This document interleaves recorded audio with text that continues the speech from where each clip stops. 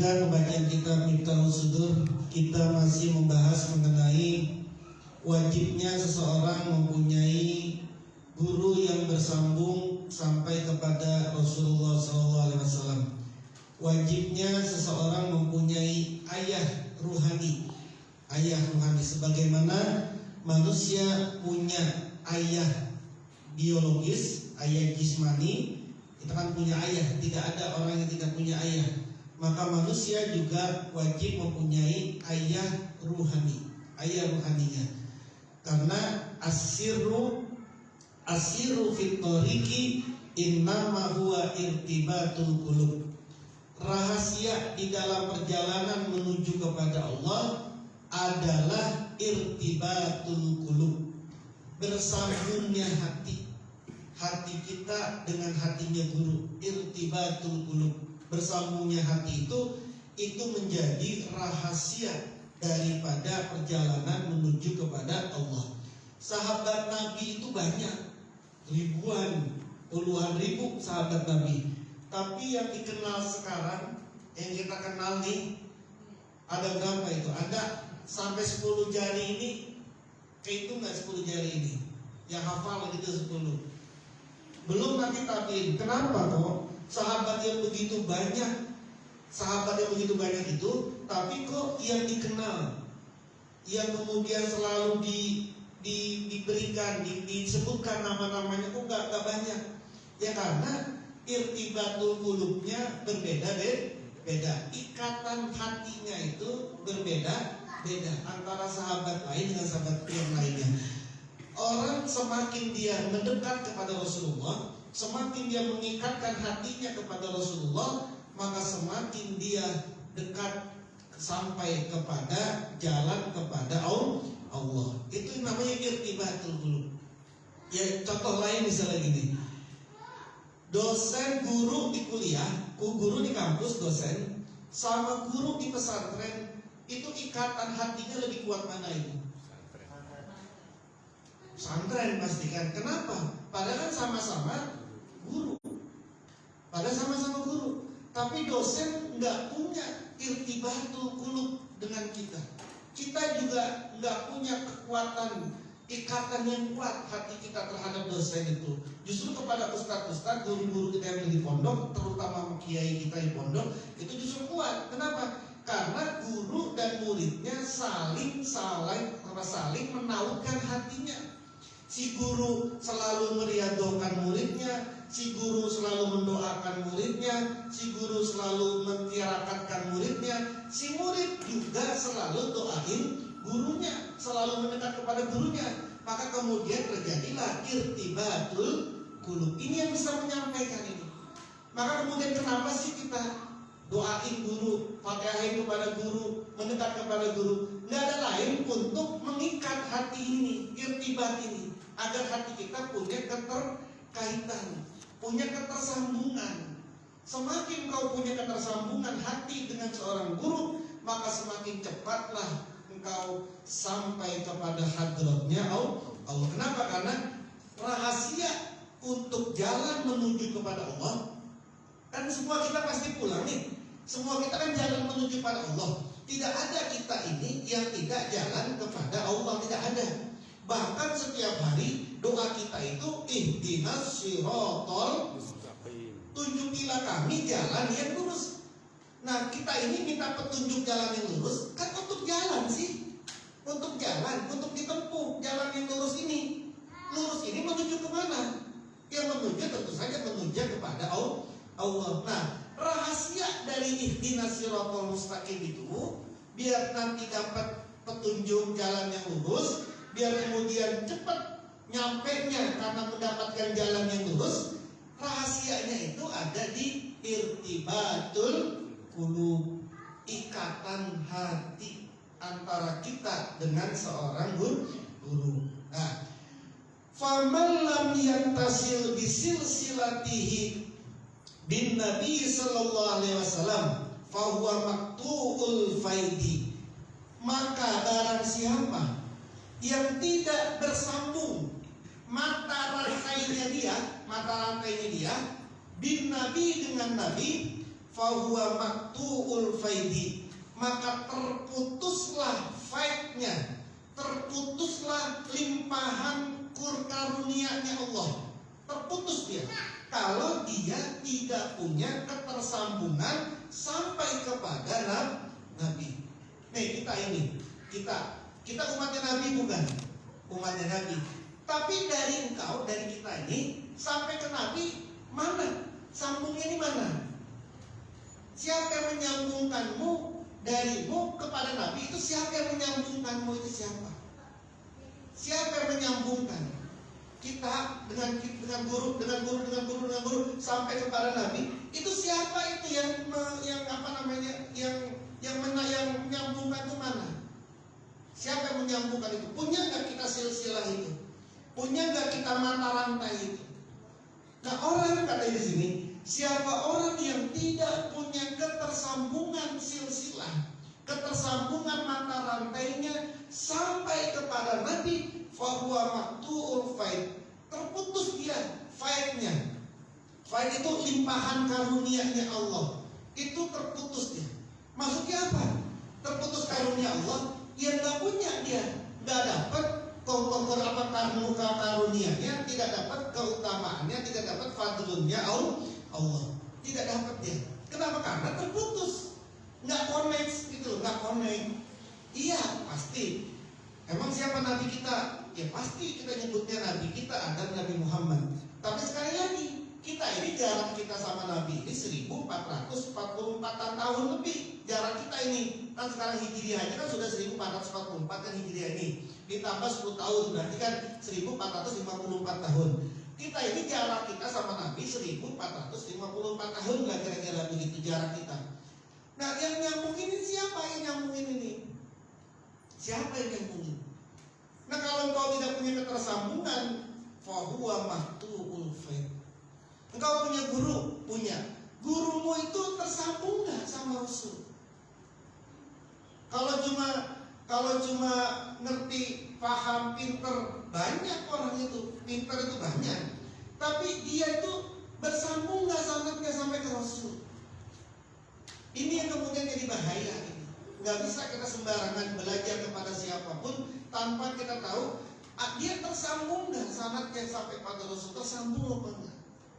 Kalau cuma mau pinter-pinteran, enak-enakan ceramahnya, enak-enakan ngomongnya, itu mah banyak. Tapi kemudian dia tersambung nggak sanadnya kepada Rasul ini. Kalau nggak tersambung, maka dia sendiri terputus, kita juga terputus. Kenapa? Kita menautkan kepada sesuatu yang sesuatu itu tidak terkonek. Ya nggak bisa lah kita ini. Nggak bisa, kabelnya aja putus, kita nyambungin ke kabel, yang kabelnya itu tidak tersambung kepada kabel yang lain, terputus sudah, nggak terkonek gitu. Gitu ya. Apalagi kalau orang itu tidak bersambung silsilahnya kepada Nabi. Yang kedua, walam yakun warisan li Rasulillah sallallahu alaihi wasallam. Dia tidak bisa mewarisi Rasulullah sallallahu alaihi wasallam, tidak bisa mewarisi. Namanya juga pewaris. Pewaris itu harus ada hubungannya. Nih kita waris nih. Warisan siapa? Ini tanah siapa nih? Ini ahli warisnya saya. Ahli waris siapa? Itu tanah engkong gua. Nah, dari anda ke engkongnya ada nggak silsilahnya nih? Bener nggak anda ini punya bapak? Yang bapak anda itu adalah anaknya dari si anu itu yang punya tanah. Ada nggak ketersambungannya? Kalau ternyata dia bukan anaknya, ya bukan dong, nggak bisa dong dibilang ahli waris. Kan gitu sih. Ya kan ada ini apa namanya itu tanah warisan buyut gua deh. Anda nyampe nggak di situ? Ada nggak anda orang tua anda, kakek anda nyambung nggak sama pemilik tanah itu? Kalau kemudian nyambung, ini kita ini bapak kita ini adalah anaknya anaknya sampai di sana. Kalau nyambung berarti dia ahli waris. Maka dikatakan di sini orang yang tidak tersambung sampai ke Rasulullah itu, maka dia tidak bisa menjadi pewarisnya Rasulullah. Nggak bisa jadi pewarisnya. Nggak bisa jadi pewaris. Kenapa? Karena nggak tersambung. Kalau kemudian Anda punya guru Anda punya guru sama Rasul, jelas siapa bapakmu? Bapakku adalah ini, bapakmu bapak rohani nih. Siapa gurumu? Guruku ada ini. Gurumu adalah muridnya si guru ini. Terus gurunya itu muridnya gurunya ini. Terus sampai muridnya sahabatnya Rasulullah Sallallahu Alaihi Wasallam. Itu namanya pewaris. Yang ketiga, wala tu'khazu minhul mubaya'atu wal ijazatu. Tidak boleh juga diambil dari orang itu baiat, sebuah ikatan janji, wal ijazatu, dan juga tidak boleh diambil ijazahnya. Nggak boleh diambil. Contoh, doa mau makan. Apa doa mau makan? Allahumma barik lana fima razaqtana wa qina azabannar. Itu dari hadis bukan? Dari hadis bukan itu? Hadis kan? Hadis itu kan Nabi. Anda dapat doa ini doa Nabi, doa dari Nabi, iya. Nah, Anda dapat doa ini sampai ke Nabi, ini lewat siapa? Kalau hadis kan ada riwayat Imam Bukhari, Sahih Bukhari, Sahih Muslim, Sunan Ahmad, Sunan Daud, Sunan Nasai, Sunan Ibnu Majah, Musnad Ahmad, kan ada tuh hadis-hadis itu. Terus Imam At-Tabrani, terus siapa lagi, Abu Nuaim, segala macam. Itu kan perawi hadis. Nah, Anda sampai ke perawi hadis itu nyambung apa enggak itu? Kalau kemudian ini nggak nyambung, kemudian Anda baca Allahumma barik lana fima razaqtana, yang terputus. Atau Anda ijazahkan, saya ijazahkan ya doa makan Allahumma barik lana kepadamu. Padahal kita sendiri dapat Allahumma barik lana ini nggak dapat ijazah itu, tidak punya ketersambungan. Dari mana itu? Itu aja hadis Nabi itu, yang doa-doa dari hadis Nabi. Apa? Habis sholat sering dibaca la ilaha illallah wahdahu la syarikalah lahul mulku wa lahul hamdu yuhyi wa yumiitu wa huwa ala kulli syai'in qadir. Lalu kemudian dia dijazahin habis sholat baca ini ya, la ilaha illallah wahdahu la syarikalah, kemudian baca Allah maka salamnya. Itu dari mana itu? Itu dari hadis. Anda dapat hadis ini dari siapa? Ya, saya lihatlah di kitabnya. Ya, kitab apa yang Anda baca? Sahih Bukhari. Anda ke Sahih Bukhari, ke Imam Bukhari, punya kata sambungannya? Nggak punya. Kalau nggak punya, nggak bisa mengijazahkan, itu tidak bisa. Bagaimana memberikan sesuatu, bagaimana mengijazahkan sesuatu yang kita sendiri tidak diijazahkan oleh guru kita, yang guru kita tidak diijazahkan oleh guru kita sampai kepada siapa yang punya. Itu hadis Nabi itu. Belum amalan yang lain. Baca Anda ya, baca apa? Hizib Nasor, karangan Abu Hasan As-Sazili. Dia sendiri nggak punya sanad, silsilahnya ini tidak bersambung sampai ke Abu Hasan As-Sazili. Lalu kemudian ijazah ini diberikan kepada orang lain, nggak berhak, tidak boleh. Dia memberikan ijazah ini tidak boleh. Kenapa? Karena dia sendiri tidak punya ketersambungan sanad sampai kepada Imam Abu Hasan As-Sazili. Ingat-ingat. Kenapa? Karena tidak punya sanad. Maka sanad silsilah menjadi sangat penting. Itulah mengapa kita selalu memberikan silsilah sanad. Nih, kitab ini hadisnya ini, kitab ini hadisnya ini, kitab ini sanadnya ini, kitab ini sanadnya ini, kitab ini sanadnya ini, segala macam. Kalau kita ini diberikan kepada orang yang punya sanad, kita ambil.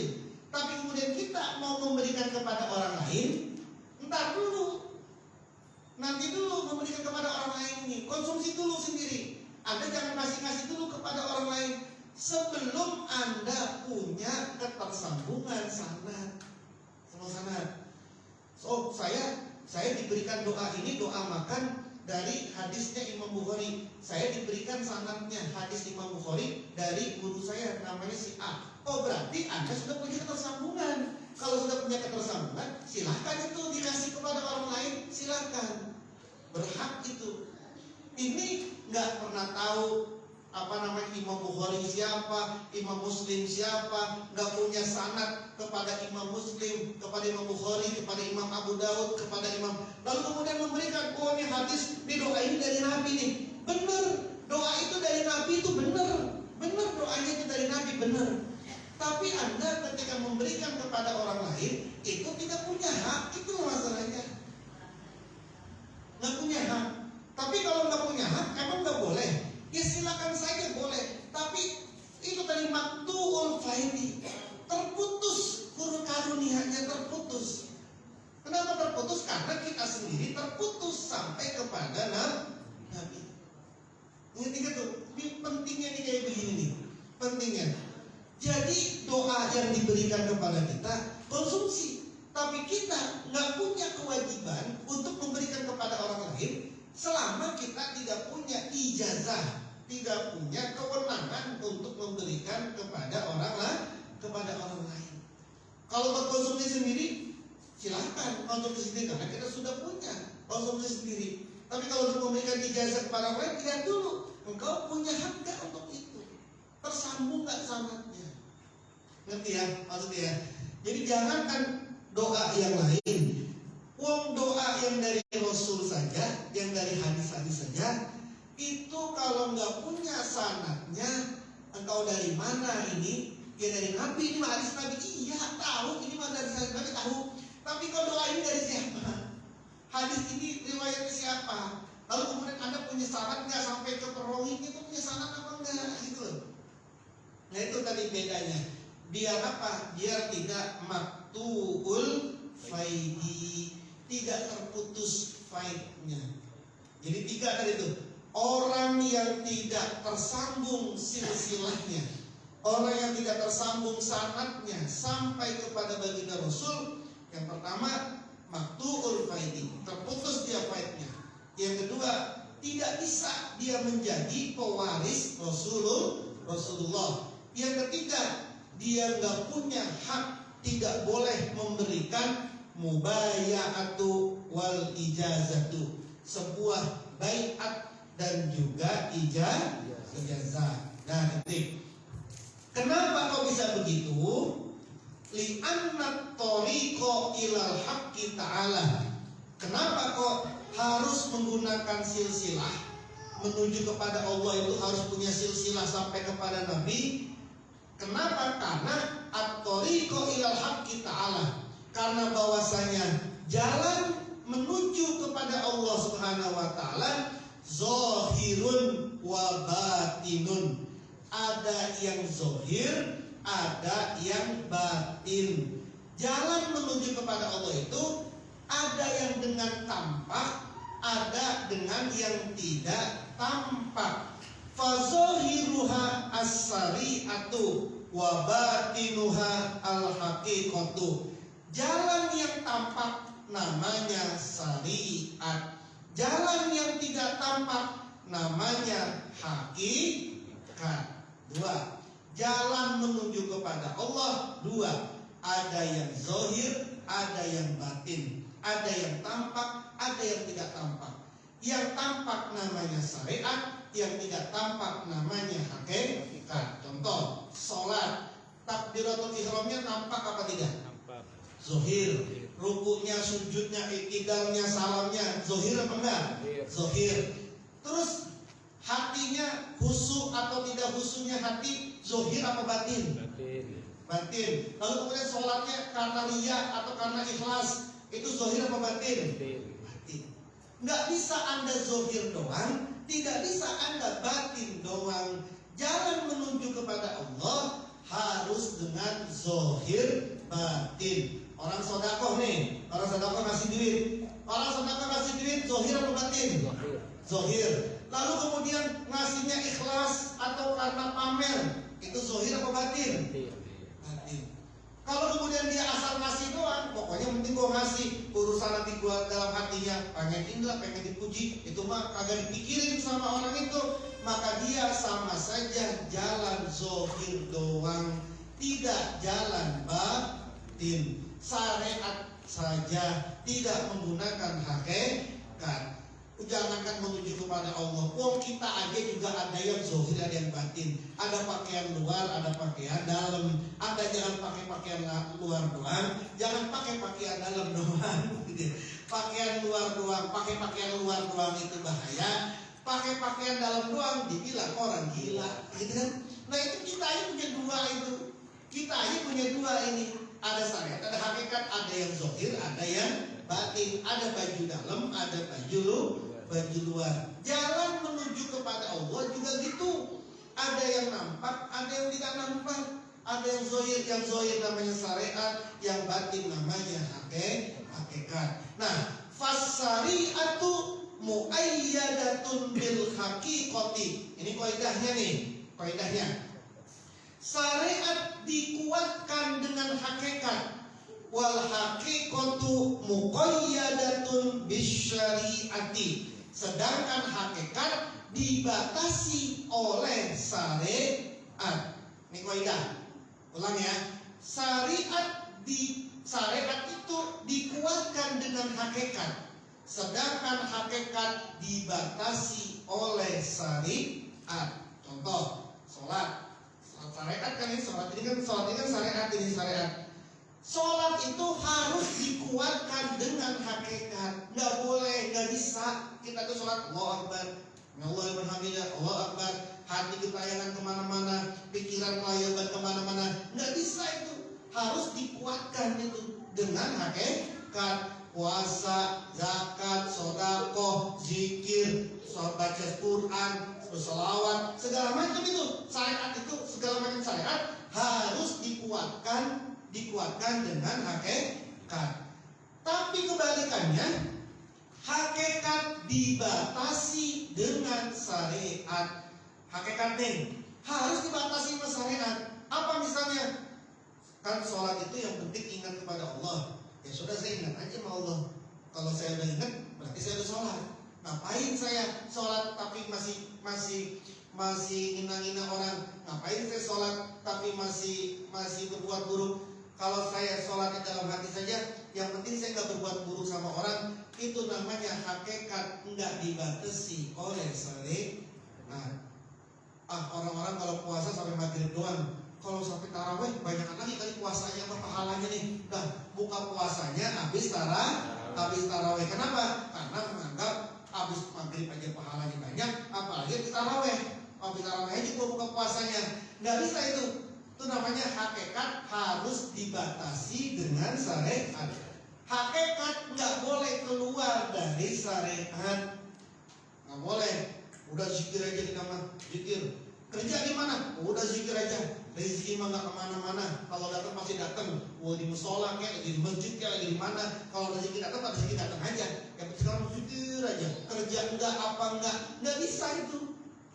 Hakikat harus dibatasi dengan syariat. Artinya nggak boleh hakikat ini keluar dari batas syariat. Ketika dia sudah horijus syariat, ketika dia sudah keluar dari syariat, maka dia menjadi zindik.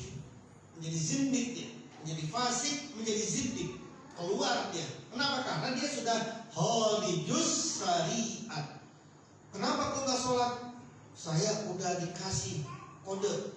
Lagi malam-malam khalwah, tiba-tiba datang kepada saya, cukup engkau, nggak usah lagi ibadah, engkau sudah dijamin masuk surga, nggak usah sholat lagi, nggak usah puasa lagi, kamu juga cukup ibadahmu sudah cukup. Lalu kemudian dia dengerin itu, karena dia pikir malaikat yang ngomong nih, Allah nih ngomong nih, nggak bisa itu. Itu namanya hakikat yang keluar dari syariat. Nah, jadi hakikat dikuatkan, dibatasi oleh syariat. Fakullu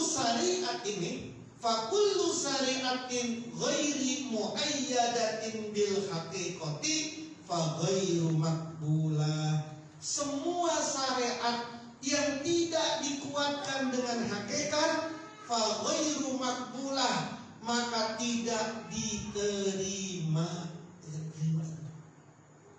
Contoh, sholat, Allahu Akbar, ketayangan kemana-mana. Terus mikirin apalah segala macam, kagak ada usul-usulnya. Assalamualaikum, gugur nggak kewajibannya sholat? Gugur. Diterima nggak sholatnya? Belum tentu. Makanya ngeri, belum tentu. Diterima nggak diterima belum tentu. Kenapa? Ya karena tadi tuh orang sodako, kemudian hatinya karena pengen pamer. Itu sodakohnya terlihat dia bersodakoh, tapi belum tentu diterima. Uangnya sampai kepada tangan orang yang menerima, tapi pahalanya belum tentu diterima oleh Allah. Kenapa? Karena syariatnya tidak dikuatkan oleh hakikat. Qur'annya banyak. Fawailul lil musallin alladzina hum an salatihim sahun. Neraka wala bagi orang yang salatnya lalai. Siapa salatnya lalai? Alladzina hum yurauna wa yamnaunal maun. Dia salat tapi dia riak salatnya. Dia salat tapi dia nggak mau menolong orang lain. Salatnya menjadi tiket masuk neraka.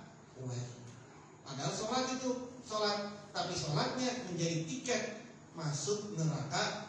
Kenapa? Karena syariatnya tidak dikuatkan dengan bil haqiqati, dengan hakikat.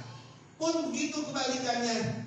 Fa kullu haqiqatin ghairi muqayyadatin bisyariah, semua hakikat yang tidak dibatasi oleh syariat, semua hakikat yang tidak dibatasi oleh syariat, fa ghairu maqbulatin aidon, juga tidak diterima.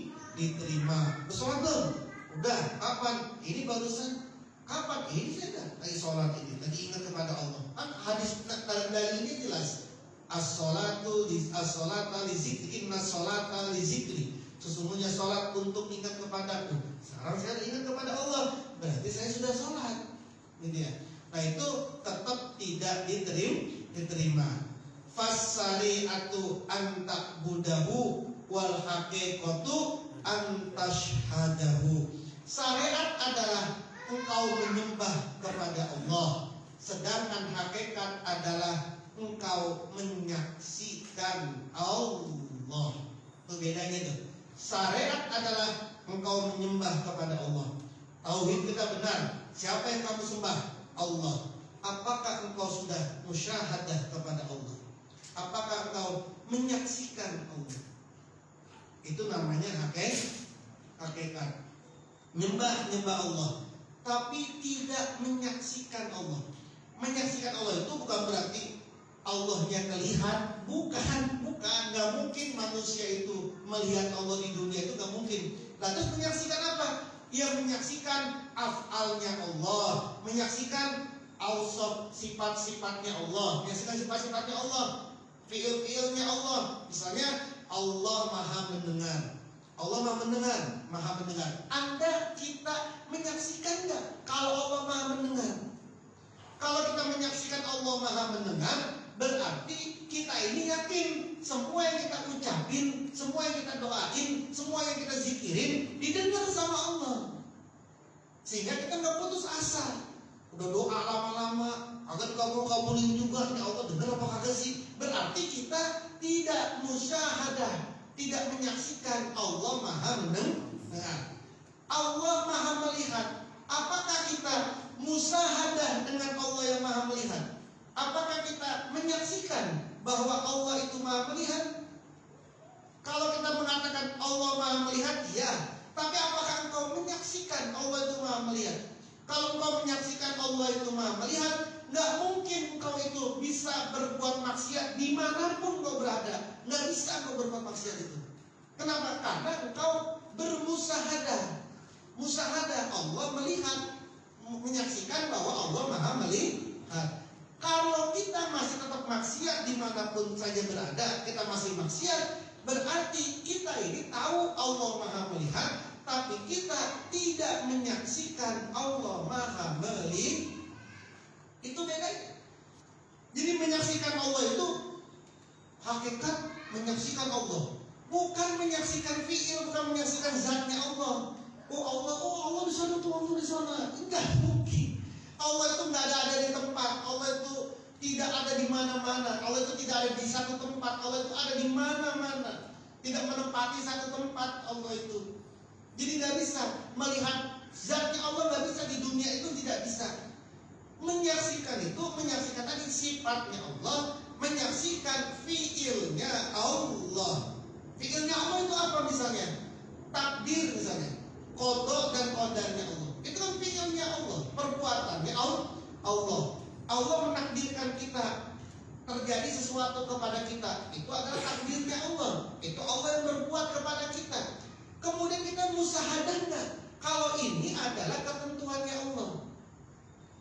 Sering saya contohin, Anda jualan soto, sehari cuma 3 mangkok, pada Anda sudah nyiapin 50 mangkok, yang kejual 3 mangkok. Anda musyahadah enggak kepada Allah? Anda menyaksikan Allah enggak? Menyaksikan Allah, menyaksikan takdirnya Allah enggak di situ? Kalau menyaksikan takdirnya Allah di situ, maka nggak bakalan gerundel di situ. Tidak bakalan putus asa Anda, tidak bakalan sempit hati Anda itu. Kenapa? Karena menyaksikan ini sudah takdirnya Allah. Kalau musyahadah berarti kita taslim wa tafwid, pasrah dan menerima apa yang sudah ditakdirkan oleh Allah. Toh kita sudah benar-benar kok bikin sotonya udah benar, keraciknya sudah benar, cara jualannya sudah benar, doanya sudah, ya beribadah sudah, doa sudah, zikir sudah. Tapi kok cuma laku 3 mangkok, itu berarti sudah takdirnya Allah. Musyahadah kan dengan itu. Kalau musyahadah dengan itu, nggak bakalan stres itu. Apalagi Gunung Kawi, nyari tuyul, nyari pengasihan, nyari penglarisan, nggak bakalan ke situ tuh. Kenapa? Karena tahu ini. Tapi kalau ketika sudah tahu, sampai sudah. Berapa habis bang? 3, masih ada berapa mangkok? 50. Terus bagaimana bang habisinya? Kasih aja tetangga, habis semua nanti juga. Kasih aja tetangga, kalau pusing-pusing gimana cara habisinya. Kasih aja ke orang-orang juga habis. Barangkali ketika Anda kasih ke orang, ternyata di antara orang-orang yang Anda kasih itu ada orang yang senang, suka, akhirnya Anda dijadikan join. Kan bisa saja sih. Allah kan bisa ngasih kepada dengan cara apapun saja kan. Jadi jangan ruwet-ruwet. Gimana nih banyak banget masih kasih aja kok kan habis nanti juga gitu ya. Mikir-mikir pusing-pusing cara mikirin masih sisa gitu. Jadi enteng-enteng saja itu. Kenapa? Orang yang sudah musyahadah itu pasti enteng pikiran itu. Tapi orang yang belum musyahadah, urusan kecil jadi beribet. Usul saya cuma kecil banget, masalahnya cuma dikit kecil banget masalahnya itu. Jadi beribet banget itu. Kenapa beribet? Karena tidak musyahadah. Nah, inna ahlaz zahiri hum ahlus syariah. Sesungguhnya ahli zahir adalah ahli syariah. Apa itu? Orang yang bagaimana cara ruku, bagaimana cara sujud, bagaimana cara baca Fatihah. Nah, orang yang ahli begitu namanya ahli syariat. Kenapa? Karena ngurusin hal-hal yang sifatnya zahir. Wa inna ahlal batin hum ahlul haqiqah. Sesungguhnya ahli batin adalah ahli hakikat. Atau kalau dikerucutin yang lebih gampang lagi, ahli zahir adalah fuqaha, ahli fikih. Ahlul batin adalah hukama wasufi. Ahli hikmah, ahli hikmah ada. Kalau dengan hikmah itu apa maksudnya? Ahli hikmah, kalau ada dengan ahli hikmah itu ahli apa itu? Jawaban, dukun gitu ya. Kacaunya bahasa kita tuh. Padahal ahli hikmah itu orang yang punya kebijaksanaan yang kuat. Siapa itu ahli hikmah? Ya, ahli sufi-sufi itu namanya ahli hikmah itu. Hukama itu orang yang punya wisdom, orang yang punya kebijaksanaan. Al-arif, orang yang punya kemakrifatan, orang yang punya kearifan. Yang ini itu namanya hukama. Disebut dengan ahli hikmah. Masuk ke Indonesia, ahli hikmah sama dengan dukun. Dukun. Wa huma mutalazimani haqiqatun. Keduanya wajib. Syariat wajib, hakikat wajib. Wa qala Nabi sallallahu alaihi wasallam. Nabi sallallahu alaihi wasallam bersabda, as-syari'atu aqwalun. Syariat adalah ucapan. Wa tariqu af'alun. Tariqah adalah perbuatan. Wal haqiqatu ahwalun. Hakikat adalah keadaan. Wal ma'rifatu ra'sul mali. Sedangkan ma'rifat adalah modal pokok. Itu kata Nabi. syariat adalah ucapan. Ngomong doang bisa, kagak ada toriknya, tidak ada torikohnya. Ngomong bisa, yang ikhlas ya, yang ikhlas, yang sabar, yang sabar. Itu ucapan itu kan, ucapan itu, syariat ucapan. Yang sabar ya. Kalau kemudian tidak tahu bagaimana cara sabar, bagaimana ilmu sabar, bagaimana cara memperoleh sabar, bagaimana cara dia menghadirkan sabar, maka cuma ucapan doang itu. Maka dia harus dikasih toriko jalan. Kenapa? Karena harus ada afal perbuatannya. Ngomong sabar mah gampang banget. Sabar. Gampang banget itu ngomong sabar itu. Tapi ada nggak afalnya di situ? Nah, afal itu namanya toriko. Keadaannya namanya hakikat. Ketika dia sudah ngomong sabar, lalu kemudian dia melakukan kesabaran, maka keadaan dia pasti akan tenang. Nanti dia sudah masuk di dalam hakikat. Kenapa? Karena dia sudah akwal, sudah sampai kepada hakikat. Lalu kemudian makrifat. Makrifat itu modal pokok. Lalu dia tahu, dia mengenal, oh ternyata orang yang dapat musibah itu adalah orang yang pengen dinaikin derajatnya sama Allah. Begini. Dia tahu semua itu, menjadi tenanglah dia. Menjadi legalah hati dia. Menjadi tidak gundah diri dia. Kenapa? Karena dia tahu ujian yang didapati sama dia adalah dari Allah, dan itu untuk menaikkan derajat dia di hadapan Allah. Wallahu a'lam bishawab. Al-Fatihah. A'udzubillahi minasyaitonirrajim. Bismillahirrahmanirrahim. Alhamdulillahirabbil alamin arrahmanir rahim maliki yaumiddin. Iyyaka na'budu wa iyyaka nasta'in ihdinas siratal mustaqim. Shiratal ladzina an'amta 'alaihim ghairil maghdubi